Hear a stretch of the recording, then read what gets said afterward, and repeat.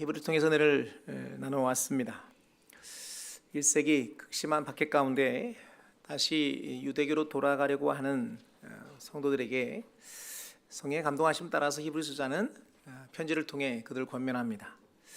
그래서 히브리서 전체가 갖는 가장 중심된 주제는 옛 언약과 새 언약, 그러니까 율법과 복음의 차이를 분명히 드러내서 그림자인 율법이 아니고 실체인 예수 그리스도, 그리고 율법의 불완전한 그런 대속이 아니고 그리스도의 완전한 대속에 의해 하나님 자녀된, 그래서 아무리 고난이 있다고 다시 유대로 돌아갈 수 없는 복음의 가치들을 드러냅니다. 그리고 편지를 마무리하면서 여러 가지 권면들을 하는데요. 오늘 권면 가운데 오늘 이 시대 또 우리에게 주시는 말씀들을 같이 은혜로 나누려고 합니다. 먼저 9절을 같이 볼까요? 9절, 본문 9절입니다. 읽습니다. 시작. 여러 가지 다른 교훈에 끌리지 말라. 마음은 은혜로서 굳게 함이 아름답고 음식으로서 할 것이 아니니 음식으로 말미암아 행한 자는 유익을 얻지 못하였느니라. 아멘. 이 일을 돕기 위해서 제가 세 번역으로 한 번 더 읽어드립니다. 여러 가지 이상한 교훈에 끌려다니지 마십시오. 음식 규정을 지키는 것으로 마음이 튼튼해지는 것이 아니라 은혜로 튼튼해지는 것이 좋습니다. 음식 규정에 매여서 사는 사람들은 유익을 얻지 못했습니다. 여기 이상한 교훈 또는 다른 교훈이라는 표현이 나오는데요. 초대교회에 이제 복음이 선포되고 이제 복음의 누림을 방해하는 여러 가지 잘못된 가르침들이 많았어요. 그 중에 하나가 바로 이제 율법주의입니다. 그러니까 바울에 의해서 이방인들에게 복음이 전해지고 그 안에 이제 그리스도의 은혜로 구원받은 이들이 이제 풍성해지는데, 이제 유대교회에서 이제 예루살렘에서 온 잘못된 교사들이 율법을 지켜야, 구체적으로는 할례를 행하고 율법의 모든 규정들을 지켜야 구원받는다고 말하는 가르침들이 있었어요. 그러니까 이게 혼선이 생긴 거죠. 바울은 복음 안에서 오직 은혜로 구원받는다고 그러는데 율법주의자들은 와서 율법을 지켜야 된다고 그러니까, 그래서 이것이 이제 문제가 돼서 이제 바울과 바나바가 이제 예루살렘에 가서 사도들과 함께 회의를 합니다. 그게 이제 1차 종교 회의인데, 예루살렘 회의.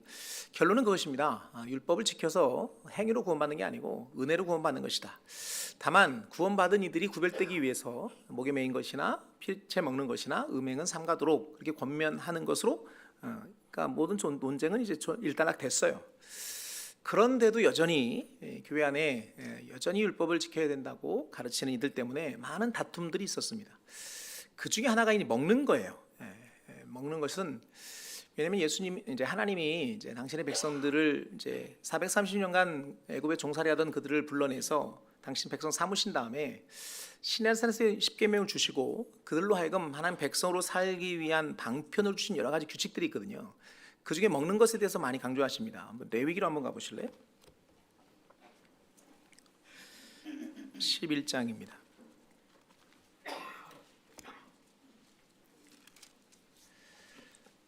41절부터 보죠. 레위 11장 41절에서 47절까지 읽겠습니다.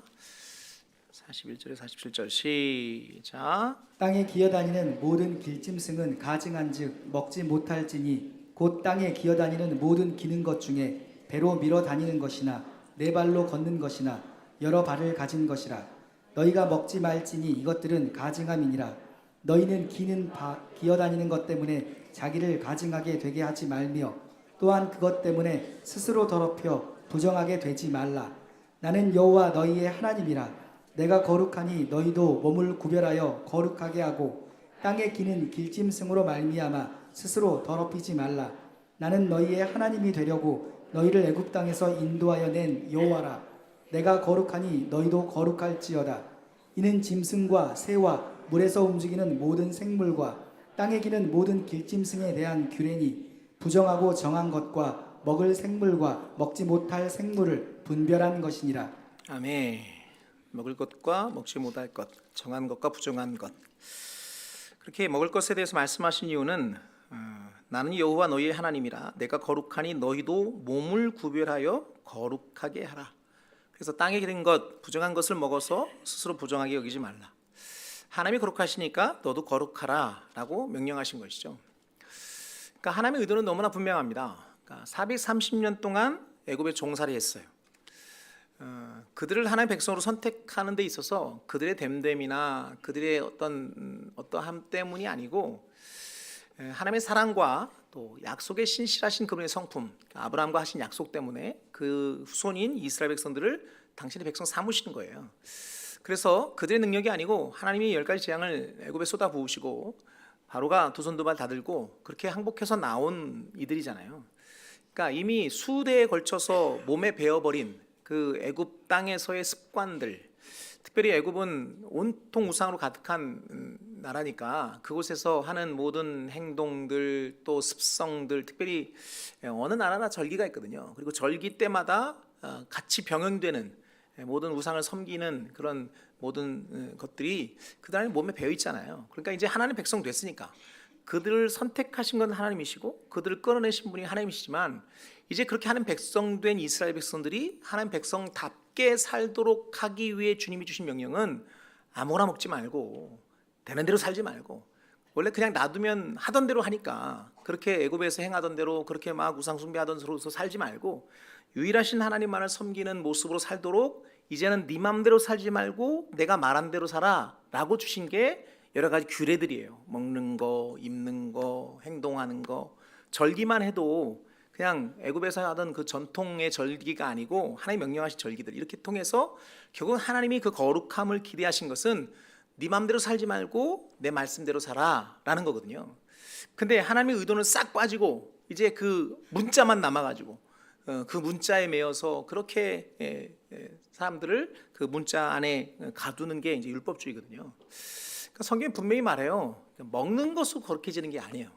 거룩함은 하나님의 말씀과 그분을 위해 그분의 말씀이 내 삶이 되도록 구하는 기도로 거룩해지는 거거든요.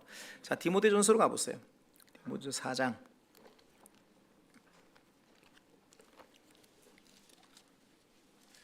1절부터 보죠. 5절까지. 디모데전서 4장 1절에서 5절입니다. 시작. 그러나 성령이 밝히 말씀하시기를 후일에 어떤 사람들이 믿음에서 떠나 미혹하는 영과 귀신의 가르침을 따르리라 하셨으니 자기 양심이 화의를 맞아서 외식함으로 거짓말하는 자들이라. 혼인을 금하고 어떤 음식물은 먹지 말라고 할 터이나 음식물은 하나님이 지으신 바니 믿는 자들과 진리를 아는 자들이 감사함으로 받을 것이니라. 하나님께서 지으신 모든 것이 선함에 감사함으로 받으면 버릴 것이 없나니 하나님의 말씀과 기도로 거룩하여 지니라. 아멘. 5절을 한 번 더 읽을까요? 시작. 거룩하여 지니라. 네. 그러니까 지금 믿음에서 떠나 미혹하는 영과 귀신의 가르침을 따르는 사람들, 그들이 주장하는 것은 혼인을 금하고 또 어떤 음식을 먹지 말라라고 한다는 거죠. 근데 음식으로 인해서 거룩함이 구별되거나 음식으로 인해서 우리가 하나님 앞에 나아가는 게 아니에요. 음식은 하나님이 주신 거니까 그냥 감사를 받으면 버릴 것이 없는 거예요. 성경 안에서 바울이 디모데에게 한 말처럼 하나님의 말씀과 기도로 거룩해지는 거죠. 그러므로 더 이상 먹는 것 때문에 우리가 하나님 안에 거한다는 느낌이나 아니면 믿음의 담대함을 갖는 게 아니에요. 오직 은혜로 우리 마음이 든든함을 얻는 줄로 믿습니다. 자, 그러면 이제 지금 이 시대에 이 말씀 우리가 받으면 뭐 지금은 먹는 것 때문에 무슨 문제가 되지 않잖아요. 너무 먹어서 문제지. 안 가리고 먹잖아요. 그럼 도대체 이 시대에 이 먹는 것이 무슨 의미냐? 오늘 본문에서 주목해야 될 것은 그거예요. 음식으로 인해 마음의 튼튼함을 가지려 하지 말고 은혜로 마음의 튼튼함을 가지라 얘기거든요. 그러니까 무슨 말이냐면 내가 하나님 안에 거한다는 느낌, 그분의 사랑 안에 있고 주님이 나와 동행하시고 하는 이 믿음의 안정감, 그러니까 그분 안에 누리는 그 안위의 근거가 행위에 있지 않고 은혜에 있다고요. 지금 그러니까 율법주의가 이제 설 자리가 없는 복음의 시대에도 여전히 우리 안에 뭔가 그 복음의 진리를 누리지 못하게 하는, 뭐 1세기 때도 그랬어요. 율법주의가 복음의 은혜를 누리지 못하게 방해했는데 지금도 여전히 그 아류는 살아 있어서 주님 안에 누리는 은혜의 풍성함을 못 누리게 하는 아주 거친 걸림이 바로 이 율법적인 행위적인 누림들인 거거든요. 이게 왜 문제가 되냐면 계속 말하지만 우리가 하나님의 자녀로 또 그분 안에 사랑을 경험하고 그분이 나를 지키시고 보호하시는 은혜를 누리는 근거는 내게 있지 않아요. 그러니까 하나님이 우리가 나기도 전에 창세 전에 선택하셨어요. 로마서 말씀에 표현하면, 그러니까 리브가가 에서와 야곱을 잉태했을 때 그들이 태어나서 무슨 선하거나 악한 행위를 하기 전에 이미 뱃속에 있을 때 부르신 이의 의도로 야곱을 선택하시잖아요. 그런 것처럼 우리가 하나님의 은혜를 거하고 하나님의 자녀가 되고 그 백성으로서 그분의 사랑을 누리는 누림의 근거는 내 행위에 있지 않아요. 그분의 주권이고 그분의 선택이에요. 그러므로 내가 믿음 안에 누리는 안도감, 그분이 나를 떠나지 않는다. 지난주에 말씀한 것처럼 우리가 자족할 수 있는 근거가 뭐예요? 하나님 우리를 버리지 않으세요. 우리를 떠나지 않으신다고요. 그분이 우리를 사랑하신 이유는 우리가 사랑할 짓을 해서 사랑한 게 아니고 그냥 그분의 거니까 지키시는 거예요. 이사야 43장 말씀처럼 내가 너를 지명해 불렀다. 너는 내 거다. 그러니까 물 가운데 지나든 불 가운데 지나든 물이 침몰할 수가 없고 불이 우리를 태울 수 없는 거죠. 그리고 그렇게 선택했기 때문에 하나님 눈에 나는 보배롭고 존귀하고 사랑스러운 거예요. 여기까지 인정하시면 아멘. 이게 복음이라고요. 우리는 이 복음을 누려야 돼요. 근데 의외로 많은 성도들이 그 안에 누림을 어떤 식으로 자꾸 안도감을 찾으려고 그러면 내가 노력하고 수고하고 봉사하고 애쓰고 열심 냈을 때 그 열심이 내가 나는 여전히 주님 사랑 안에 있어. 그래 나는 주님이 나를 보호하실 거야. 하나님 나를 복 주실 거야 하는 근거를 삼는다고. 행위가 하나님 안에 누리는 안도의 든든한 마음의 이유를 삼으려고 한다고요. 이게 왜 문제가 되냐면 여러분 우리가 1년 365일 그렇게 열심히 막 그냥 충성되게 한 명도 아멘 안 하네. 그렇게 할 수 있어요, 없어요? 없어요. 기대도 안 하지만 1년 360일 아니라 1년에 한 며칠이나 하니 며칠이나. 그러니까 그러면 우리의 연약함을 근거로 볼 때 우리가 막 열심히 내서 할 때보다는 그러지 못할 때가 훨씬 많다고요. 그러면 내가 하나님 앞에 누리는 안위함의 근거가 이 행위에 근거한 신앙의 이 걸림이 있으면 이건 그대로 사단의 공격의 빌미가 되는 거예요. 열심히 할 때는 그래 나는 사랑받아. 하나님 나를 복 주실 거야. 하나님 나를 떠나지 않아. 그러다가 열심히 못할 때는 어떻게 할 거야? 그러면 사단은 그거 그대로 가지고 공격한다. 야, 너 같은 걸 누가 하나님 사랑하겠냐? 야, 너같이 게으르고 너같이 봉사도 안 하고 그래서 너 복 받겠냐? 하나님이 너 같은 걸 신경도 안 쓴다니까. 거짓말이에요. 새빨간 거짓말이에요. 스바냐 말씀처럼 하나님이 나의 존재 자체를 기뻐하신다. 나로 인하여 기쁨을 이기지 못하여 하신다고요. 내가 뭘 잘해서가 아니라 그분의 주권으로 나를 선택하셔서 그냥 나 자체를 사랑하시는 거예요. 근데 사단이 거짓말하는 네가 행동도 못하니까 열심도 안 하니까 네가 봉사도 안 하니까 너는 하나님 사랑하지 않아 라는 이 논리에 그냥 노출되는 거예요. 여러분 다시 강조합니다. 우리의 행함으로 인해 하나님 우리를 사랑하시는 게 아니에요. 우린 그분의 선택 안에 그분의 주권 안에 있어요. 그분이 나를 지명하여 부르셨어요. 그분이 내 거 삼으셨어요. 당신 거 삼으셨어요. 그래서 나를 사랑하신다고요. 그리고 나를 떠나지 않으신다고요. 그러니까 내가 하나님 앞에 누리는 안위의 근거는 은혜예요. 음식이 아니고 행위가 아니고. 그런 의미에서 우리가 자꾸 복음 안에 누리기 위해 우리 안에 늘 신경 써야 될 건 뭐냐면 자꾸 은혜 안에 거하는 거예요. 우리 가운데 그런 분이 없기를 바라지만 계속 무언가 예배함에 집중하지 못하고 은혜 안에 거하지 못하고 무언가 자꾸 일하려고 하는 데에 마음을 쏟는 분들이 참 많아요. 예배하면서도 너무 분주해. 예를 들면 이제 일부 때 그런 얘기를 했거든요. 일부 때 이제 다음 세대 교사들이 많으니까 예배하면서 계속 그러는 생각하는 거야. 하나님 은혜 안에 거하기보다는 가만히 있어. 오늘 공과가 어떻게 되지? 이 개똥이 오늘 와야 되는데. 그러니까 계속 일을 생각해. 여러분 모르겠어요. 여러분 예배하는 마음이 어떤지 모르겠지만 예배할 때는 그냥 예배만 해요. 그냥 은혜만 받아요. 그냥 주님 안에 그냥 거하면 만족하면 돼. 그래서요 내가 이거 지금 어떤 마음이 드냐면 이거는 이제 현실 불가능한 얘기인 걸 알아요. 그런데도 어떤 생각이 드냐면 한 1년 정도 그냥 아무것도 안 하고 예배만 드렸으면 좋겠어. 그래 아멘 안 할 줄 알았어 내가. 불가능한 걸 알아요. 제가 김도 목사님 되게 좋아하거든요. 근데 김도 목사님이 가끔 이제 와 대단하다는 걸 느낀 게 그분이 이제 동안교회에서 개척을 했잖아요. 개척을 하고 6개월간 아예 강단에 선포했어요. 6개월 동안 아무것도 안 하고 예배만 드린다. 그때 제가 아주 그냥 쇼크를 먹었습니다. 야, 역시 김동호. 설교 시간에 개인 이름을 얘기하면 안 되는데 아무튼 여러분 그 핵심을 아는 거죠. 그러니까 우리는 뭘 해서 자꾸 하나님의 인정받고, 뭘 해서 사랑받고, 뭘 해서 안도감을 받고, 뭘 해서 뭔가 오해는 없어야 합니다. 아무 일도 하지 말라는 게 아니고 은혜가 있는 사람이 그 은혜의 반응으로 행하는 것과 뭘 해서 내가 사랑받고, 뭘 해서 인정받고, 뭘 했으니까 내가 복받고, 이 뭔가 하나님의 안에 누리는 안도의 근거를 자꾸 행위에서 찾으려고 한다고요. 아니에요.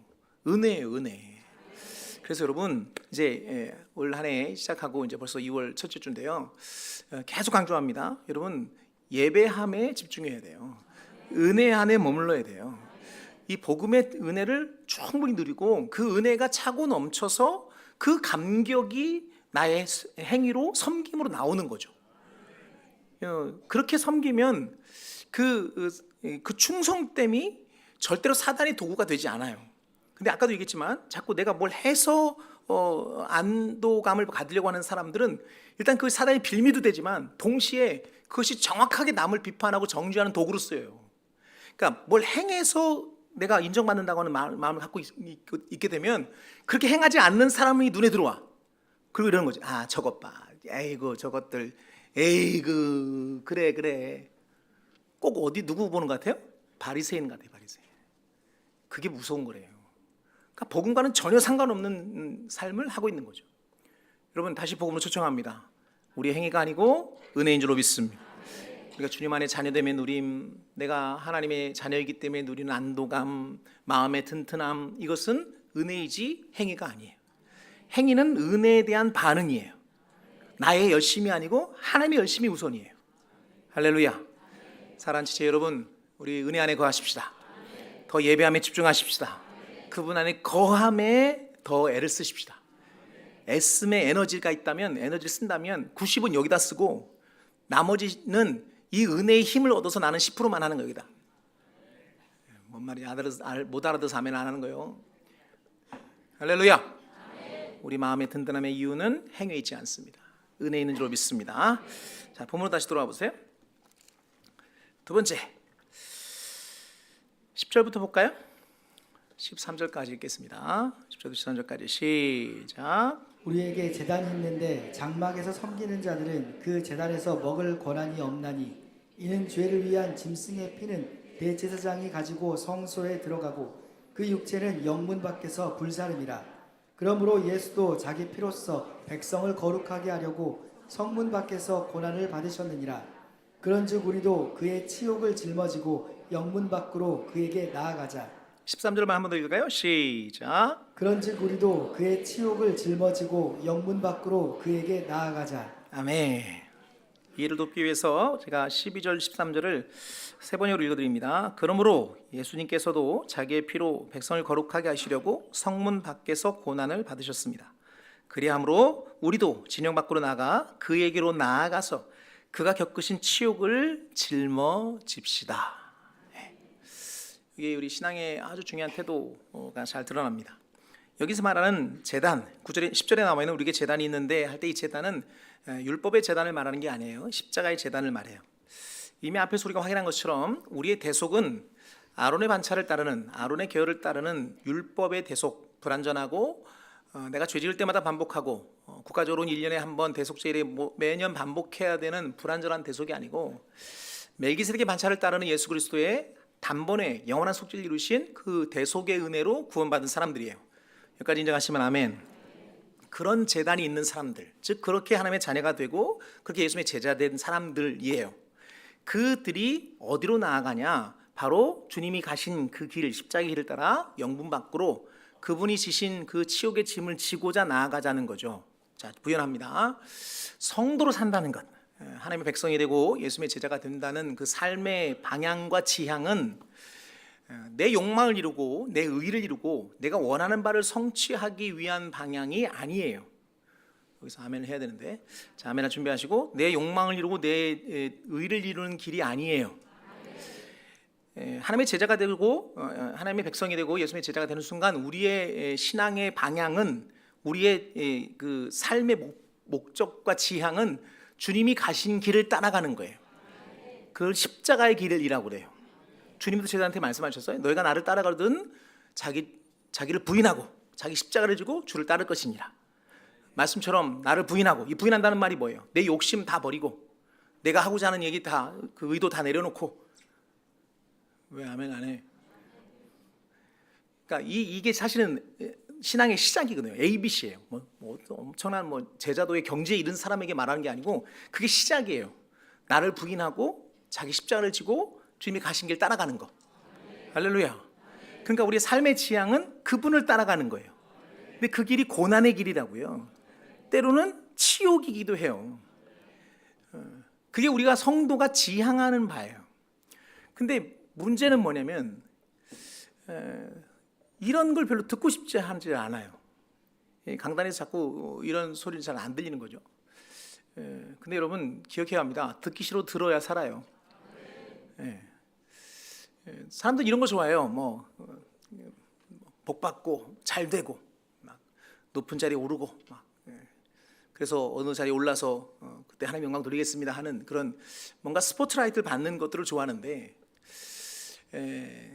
그게 하나님의 사람들에게 주신 하나님의 복일 수는 있지만 그것이 우리의 삶의 지향점은 아니에요. 이걸 잘 이해해야 되는데, 다시 말해 우리의 삶의 지향점은 낮아지고 고난을 향해, 때로는 여기 주님이 말씀하신 치욕의 길인 십자가의 길을 가는 거예요. 근데 하나님이 이런 나에게 때로는 영광의 자리를 서게 하신다고요. 부요함도 주시고 때로는 사회적 지위도 주시고, 이건 복으로 주시는 거예요.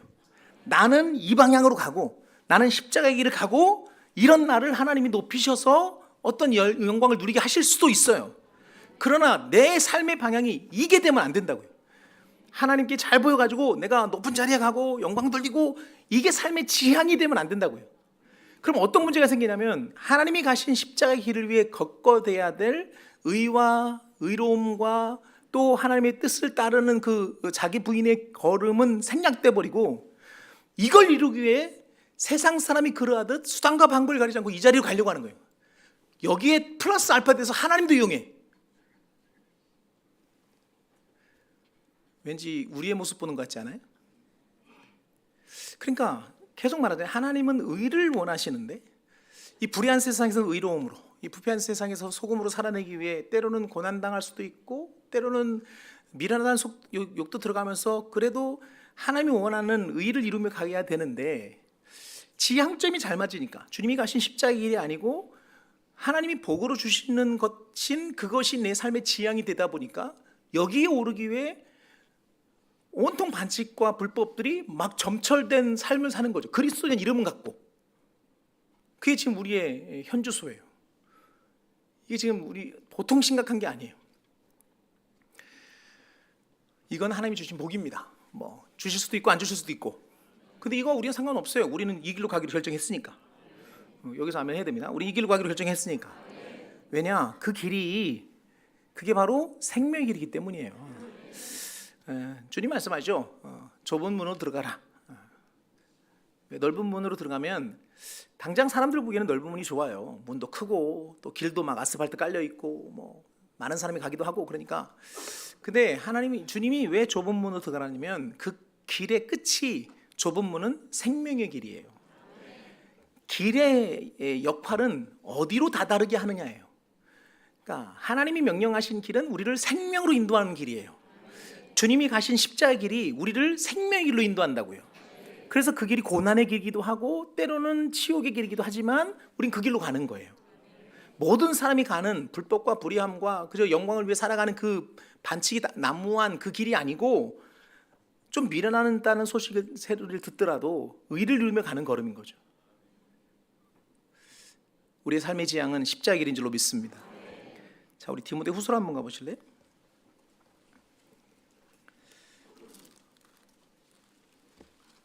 4장입니다. 성경 안에서 바울이 영의 아들 디모데에게 목회적 조언을 하면서 시대는 이러할지라도 너는 이렇게 해라 라고 조언한 내용이에요. 자, 디모데후서 4장 3절부터 보죠. 3절 5절까지 읽습니다. 시작. 때가 이르리니 사람이 바른 교훈을 받지 아니하며 귀가 가려워서 자기의 사욕을 따를 스승을 많이 두고 또 그 귀를 진리에서 돌이켜 허탄한 이야기를 따르리라. 그러나 너는 모든 일에 신중하여 고난을 받으며 전도자의 일을 하며 내 직무를 다하라. 아멘. 때가 이를 것인데 바른 교훈을 받지 아니하고 귀가 가리워서 자기의 사욕을 따를 스승을 많이 두고 귀를 진리에서 돌이켜 허탄한 이야기를 따를 것이다.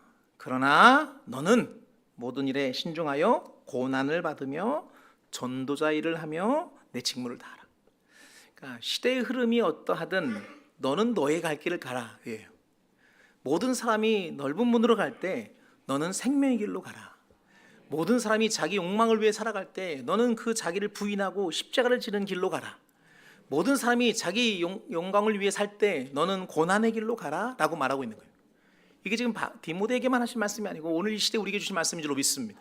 그러니까 우리 삶의 지향은 십자가의 길이에요. 할렐루야. 오늘 우리의 삶의 지향을 한번 돌아봐야 됩니다. 물론 하나님 우리에게 복 주십니다. 우리가 늘 말하지만 자녀가 잘 되기를 바라시는 게 아버지의 마음이니까 이게 하나님 주실 복이에요. 근데 이거는 하나님이 주시는 거지 내 삶의 지향은 아니라고요. 이건 정말 다른 거예요. 나는 말씀대로 하나님 명령대로 살고 그런 나를 하나님이 복으로 채우시는 것은 누려도 돼요. 그런데 여기에는 아무 관심도 없고 내가 정말 거해야 될 주님을 따르는 십자가의 길은 아무 관심도 없고 그저 하나님 잘 이용해서 그냥 적당히 하나님 복 주신 거 누려서 이것을 이루려고 하는 욕망이 오히려 세상의 사람들보다 더 많이 거시기한 더 욕망 덩어리가 돼버린 거기에 막 하나님까지 이용하니까 세상 사람들 하나님 이용하지 않잖아요. 근데 우리는 신앙이라는 이름으로 하나님도 이용해. 그래서 이걸 이루려고 그래. 물론 하나님이 거기에 이용당하는 분도 아니지만 그렇게 살아낸 삶의 걸음들 안에 어디서 의로움이 있냐고요. 거기에 어떤 영향력이 있겠냐고요. 그러니까 교회가 점점 더 세상으로부터 외면당할 수밖에 없는 구조를 우리 스스로가 만들고 있는 거죠. 교회가 욕먹는 이유는 다 간단해요. 진리에서 벗어났기 때문에 그래요. 하나님의 의도에서 벗어나 있으니까. 신앙의 형태는 있는데 경건의 모양은 있는데 경건의 능력은 부인했기 때문에 그래요. 오늘 말씀을 통해 다시 한번 우리가 가야 될 걸음 확인하는 우리가 되길 소망합니다. 성도의 삶의 지향은 십자가의 길입니다. 고난의 길입니다. 치욕을 짊어지는 길이에요. 아멘이 점점 줄어들어. 다시 한번 십자가의 길이에요. 고난의 길이에요. 치욕을 짊어지는 길이에요. 그런데 그 길이 생명의 길이에요. 그것이 살 길이에요. 그 길에 하나님이 때로는 복을 주시기도 하고 영광의 자리에 들게도 하셔요. 그러나 이게 우리의 삶의 지향점은 아니에요. 성도의 삶의 지향점은 십자가의 길인 줄로 믿습니다. 한 걸음만 더 들어가죠. 지금 제가 지금 머릿속에 계속 고민이에요. 이거를 해야 되나 말이야. 시간은 얼마 없는데 제가 사실 이 본문을 2번 하려고 그랬어요. 근데 이번에 맞춰야 되겠다고 했는데 역시 무리야. 처음 생각대로 했어야 돼. 나눠서 했어야 되는데 그래서 오늘 1부 때 안 했으면 그냥 여기서 끝내려고 그랬는데 1부 때 이미 해버려가지고 해야 돼. 자, 본문 다시 가보세요. 어찌됐건 오늘 끝냅니다. 자, 그래서 여러분 좀만 빨리 와요. 자, 우리 14절부터 16절까지 보죠. 14절부터 16절까지 오늘 조금만 더 길게 가겠습니다. 최대한 빨리 가겠습니다. 시작. 우리가 여기에는 영구한 도성이 없으므로 장차 올 것을 찾나니 그러므로 우리는 예수로 말미암아 항상 찬송의 제사를 하나님께 드리자. 이는 그 이름을 증언하는 입술의 열매니라. 오직 선을 행함과 서로 나누어 주기를 잊지 말라. 하나님은 이 같은 제사를 기뻐하시느니라. 아멘. 자, 2가지 기억합시다. 여기에는 영구한 도성이 없으므로 장차 올 것을 찾나니. 그러니까 성도가 이 땅에는 영구한 도성이 없습니다. 우리는 이 땅에 소망이 있지 않아요. 우리는 장차 올 새하늘과 새 땅이 우리의 소망인 줄로 믿습니다. 그러니까 우리가 이 땅에 발딛고 살지만 우리는 이 땅에 소망을 두는 사람들이 아니에요. 계속 강조하지만 표대를 하늘에 두고 위에서 부르신 부름의 상을 달려갔던 바울처럼 우리의 영구한 도성은 영원한 나라인 줄로 믿습니다. 두 번째는 뭐냐면 그러므로 우리는 예수로 말미암아 항상 찬송의 제사를 하나님께 드려야 된다는 거죠. 우리의 이 땅에 사는 내내 영원한 도성인 하늘나라를 구하는 우리가 해야 될 일은 바로 하나님께 찬송의 제사를 드리는 거예요.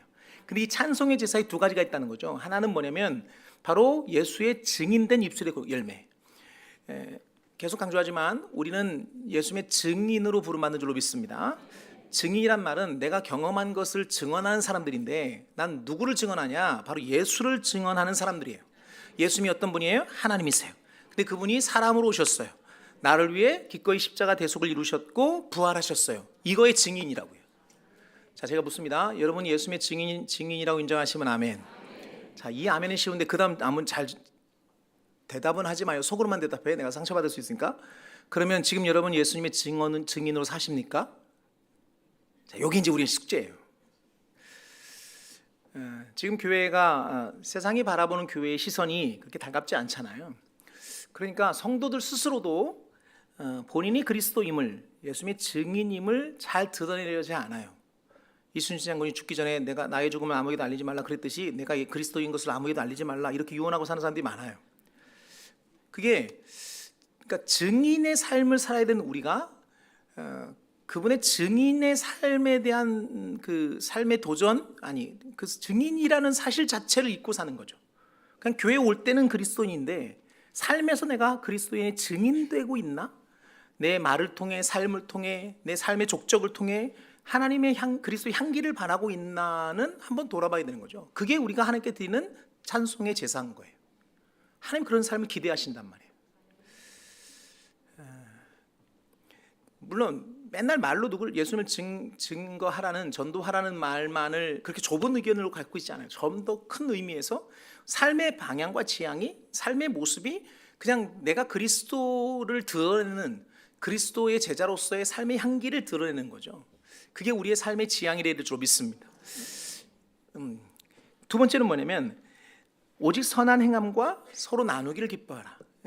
그를 잊지 말라. 이것을 하나님 기뻐하신다. 이 선한 행위, 요즘 착하다는 말이 칭찬일까요? 욕일까요? 예를 들면 누가 재환이 어때? 그럼 애는 착해. 칭찬일까요? 욕일까요? 네. 여러분 욕이라고 해도 우린 착하게 살아야 합니다. 자, 우리 마태복음 5장 가볼까요?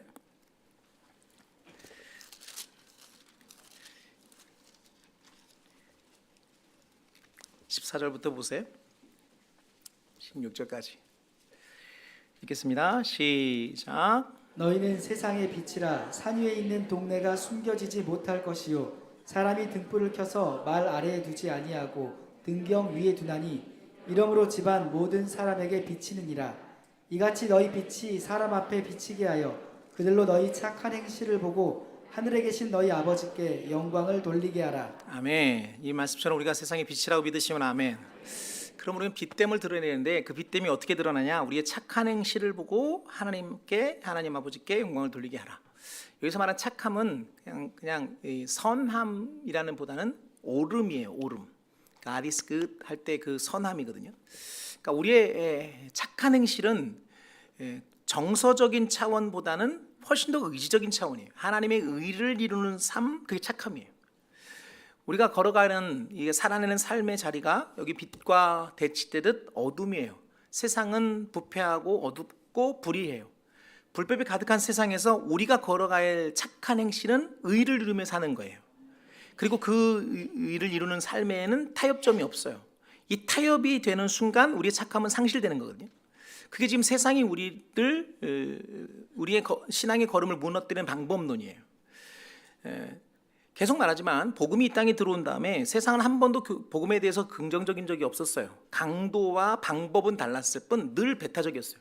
그럴 수밖에 없는 게 어둠이 빛을 싫어하는 건 너무나 당연한 거예요. 근데 빛된 우리가 어둠 속에 사니까 우리의 삶에 대한 세상의 공격은 너무나 당연한 거예요. 그런데 그 거리낌이, 그 부딪힘이 싫다고 빚됨을 감추거나 타협할 수는 없는 거죠. 하나님께 드리는 찬송의 제사는 이 거리낌, 부딪힘을 기꺼이 감내하고, 때로는 욕먹고 때로는 그것 때문에 손해봐도 하나님이 원하신 의의 길을 가는 게 하나님의 착한 행실이에요. 선함이에요. 그 선함을 하나님 기뻐하신다고요. 세상은 그래요. 적당히 타협하고 적당히 죄짓고 그렇게 사는 걸 지혜롭다고 말해요. 그런 세상에서 그 불의함을 용납하지 않는 것, 잘못된 것은 잘못됐다고 말하고 그것은 옳지 않다고 말하는 것, 여러분 얘기 들으면서 벌써 확 느껴지잖아요. 그런 순간 뭐가 날라와요? 화살이 막 날라와요. 너 잘났다, 너 잘났다. 그런데 그 화살이, 그 비난이 싫다고 같이 타협할 수는 없는 거예요. 아멘이 점점 이제 힘이 없어졌어요. 아주 간단한 예로, 누가 선물을 주는데 이게 사업에 있어서 굉장히 당사자예요. 내 결정에 의해서 굉장히 이득을 볼 수 있는 사람이 선물을 줘요. 밑에 봉투가 껴 있어. 받아야 돼요, 안 받아야 돼요? 야, 여기서 고민하면 안 돼. 이걸 고민하면 어떻게? 무조건 안 받아야지. 원래? 그런데 현실은 그게 안 받으면 야, 너만 잘났냐? 야, 다 받고 다 그래. 뭘 그 너만 이렇게 튀냐? 또 상사가 또 콩고물이 떨어져야 되는데 또 안 받아 그러면 또 상사가 야, 너만 왜? 한 얘기긴 하지만 우리가 이 땅에 살아가는 내내 우리의 선함을 훼손하려고 하는, 우리의 선함을 희석하려는 시도들은 계속 되어진다고요. 그런데 우리는 그분이 주인이신 자이고 이 땅의 영원한 도성을 찾는 자들이 아니고 다시올 새하늘의 새 땅의 영광의 영원한 도성을 찾는 자들이기 때문에 기꺼이 그 길을 가는 거죠. 타협하지 않는 거죠. 근데 여러분 느끼는 것처럼 이게 쉬운 길이 아니에요. 앞에 말한 우리가 앞에서 언급한 부분도 그렇고 이 선을 행하는 부분도 그렇고 사실은 우리 힘으로 되는 건 아니에요. 그래서 성령이 도우시는 거죠. 여러분의 성령이 내주한다고 믿으시면 아멘. 그분이 나를 함께 하시고 내게 힘 주시고 그분께 순종의 걸음을 걸어갈 때 그 고난마저도 그 우리의 삶의 지향인 십자가의 길, 그 치욕의 길을 내 힘으로 내 의지로는 갈 수 없지만 성령의 인도하심 따라 순종해 가다 보면 나도 모르는 사이에 나는 그 길을 한복판에서 걷고 있는 거죠. 또 하나의 희망이 있다면 이건 혼자 가는 길이 아니고 같이 가는 길이니까 바로 우리가 함께 그 길을 가고 있는 겁니다. 우리 옆 사람과 인사합시다. 우리 이 손 놓지 말고 끝까지 함께 잘 갑시다. 시작. 네. 나 뿌리치고 혼자 가지 말고 네. 일단 도저히 더 이상 못 갈 것 같아서 정리하겠습니다. 그러니까 고질병이 뭐냐면 마음이 급하면 말만 빨라지고 논리는 사라지고 막. 그래도 대충은 알아들었죠? 못 알아들어서 한 번 더 들으면 돼. 설교시 한 번 더 듣고. 자, 오늘 말씀 정리합니다. 히브리서를 통해 하나님이 이 시대에 우리에게 주신 말씀은 너무나 분명합니다. 우리가 복음으로 다다른 이른 곳은 신의 산이 아니에요. 시온산입니다. 우리의 대속은 구약의 율법의 불완전한 대속이 아니고 예수 그리스도의 완전한 대속으로 얻어진 하나님의 백성입니다. 그러므로 우리는 복음의 가치들을 누리며 살아야 합니다. 시대는 이 복음의 가치를 훼손하고 이것에서 누리지 못하도록 우리를 계속 어떤 타협점들을 또 좋지 않은 길들을 잘못된 가르침들을 통해 계속 우리를 시험합니다. 그래서 더욱 진리 안에 서는 것이 중요합니다. 말씀 안에 서는 것, 은혜 안에 거하는 것, 내주하신 성령님의 감동하심을 순종해 가는 걸음, 이건 너무나 중요합니다. 종교적 행위가 얼마나 거룩하냐, 종교적 행위가 얼마나 사람들에게 인정받느냐, 그것은 다른 차원의 문제예요. 그것은 얼마든지 눈 가리고 강화할 수 있어요. 그리고 사단에 얼마든지 도구로 쓰임받을 수 있어요. 하나님 중심을 보십니다. 우리의 씨름은 바로 이 부분이에요. 사람들이 평가하는 종교적 행위와 내 중심을 보신 하나님의 시선 앞에서 나는 어디에 더 중심을 두고 있는가. 근데 가만 놔두면 우리는 사람들의 시선에 끌릴 수밖에 없어요. 연약하니까. 그래서 말씀 앞에 나를 서지 않으면, 부단히 은혜 안에 거하지 않으면, 부단히 내주하시는 성령님의 음성이 기울이지 않으면 나도 모르는 사이에 내가 의도하지 않았는데 나도 모르는 사이에 바리새인의 모습으로 설 수 있는 게 우리예요. 그래서 늘 깨어 있어야 합니다. 오늘 말씀을 통해 주시는 명령 너무나 분명합니다. 우린 이 땅에 살지만 이 땅에 속한 자가 아닙니다. 이곳에서는 영원한 도성이 없습니다. 우리 영원한 도성은 하늘에 있는 줄로 믿습니다. 오늘 이 걸음 함께 가는 지체들과 함께 같은 방향으로 힘내서 함께 가십시다. 그리고 그 일을 도우시는 성령님께 순종해가는 믿음의 걸음 되기를 주님의 이름으로 축복합니다. 기도하십시다. 오늘도 들린 말씀 붙들고